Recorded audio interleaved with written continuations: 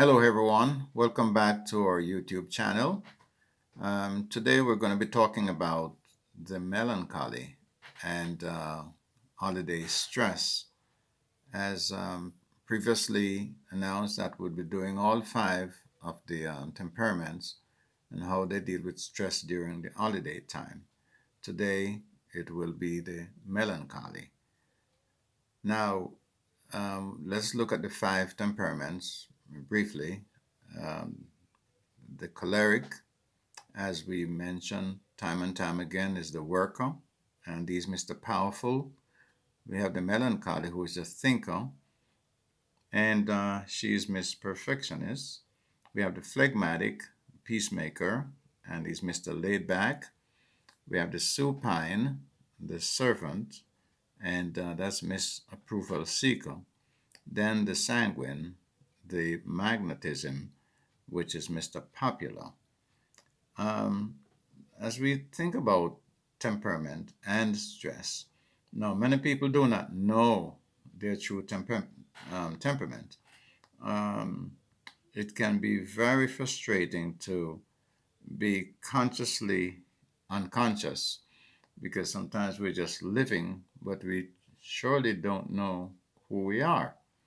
I hope you'll find some knowledge in these teachings.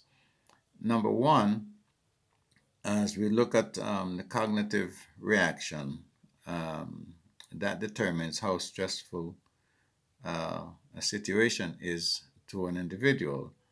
And number two, your emotional response is determined by your appraisal of the situation. Number three, when we talk about holiday stresses, those are based on events.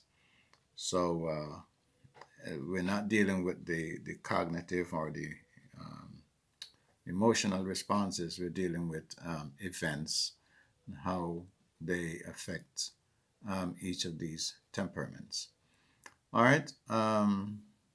Number one, with the melancholy, when you think about some of the things that affect them, um, just like the choleric as we dealt with previously, holiday parties, holiday programs, holiday shopping, and holiday entertaining. Um, we're going to look at melancholies and holiday parties. All right. They will probably, talking about the melancholy, they'll probably not want to attend any of the parties or the functions. Melancholies would rather stay home or find an excuse why they shouldn't go. They are not the social type person. Secondly, they become stressed if they are pressured to be out partying or to any event with a crowd. Melancholists definitely do not enjoy large crowds. If they are pushed, they will rebel, and the more stressed they will become. Melancholy have some needs, which they need quiet time, they need minimal socialization, they need their independence, and they need truth and order, and they are perfectionists all the way. Now, in order for them not to be stressed, they will need to select the parties or the event that they really need to attend, and make send written excuses to the others why they cannot attend. Um, let's look at holiday programs, how they deal with it. This includes pageant, cantatas, plays, etc. They will probably not want to perform in the programs, but would rather, and they'll do this reluctantly, write the pageant. They don't want to be upfront at all. So their stress comes from their need for perfection, which always slows down their progress because they're trying so hard to be perfect in what they do. And if they're not perfect, if they cannot find perfection, to them it's awful. It's awful if I fail. I must do well. If I don't, they tell themselves, I'll just disappear, and no one will find me. um, Melancholies. In order for them to not to be stressed, they will need to limit their involvement in these special projects and allow themselves and others the right to be imperfect, because they are perfect, or they try to be perfect. They think everybody should be perfect, and that is not possible at all. Let's look at how they deal with holiday shopping. This includes shopping for family, friends, school, church, teachers, etc. Melancholy sets the bars very high. And the thing is that sometimes not even them can reach up to the standards that they set for others. And then they complain and say, well, I have to do everything when people don't want to or people refuse to, because the bars are so high and people don't think they can get up there. So the melancholy end up, doing more than they possibly should, and then they complain. Um, they dread going shopping and will be busy doing things in the home. Now, they're doing things in the home for a couple of reasons. They know they need to go out and shop. They need to get this project done, but at the same time, they're thinking of who may show up. I may run into somebody out there and they want to come home or whatever it is, or somebody is going to see the house dirty or all those type of things.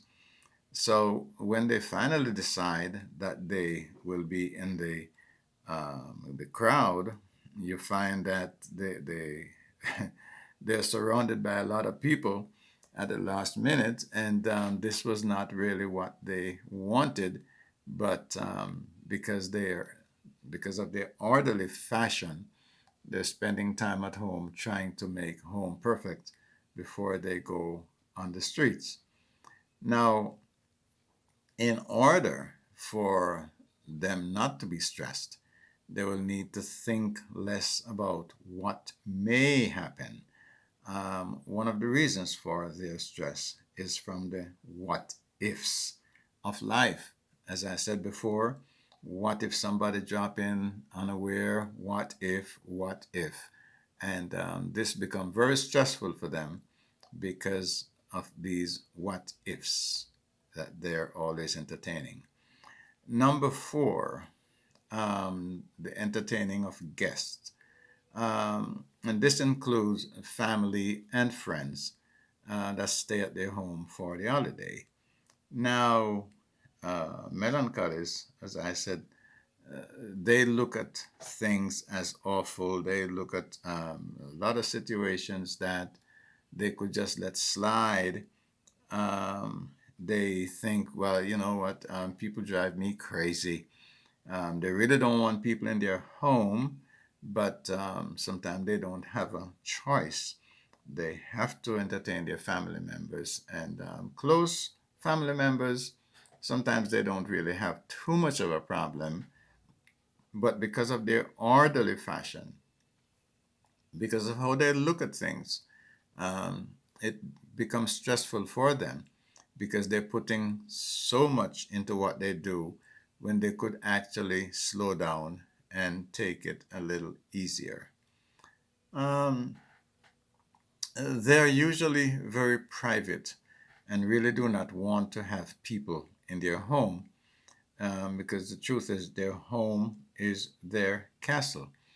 And one of the things that they suffer from is low frustration tolerance. Um, you know, they always have a problem with money, thinking that they don't have enough money to do this, enough money to do that.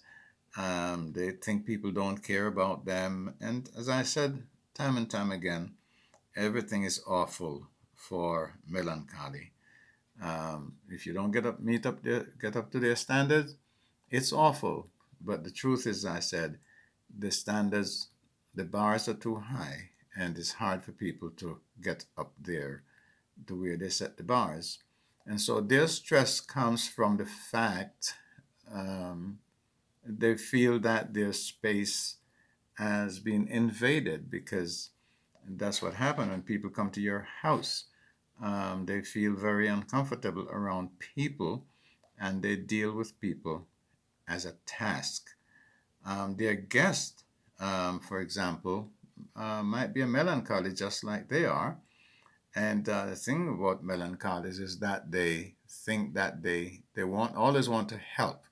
They feel that whatever is going on, they need to help. They need to help because they're afraid that somebody may say they're lazy or things like that. So they just want to do their part to make sure that it doesn't come back to them. And so uh, if it's a melancholy guest with a melancholy host, and you find it's a problem because the host really is saying, "Okay, relax, I got it," but the guests feel uncomfortable because they want to help and they're denied of that privilege to help.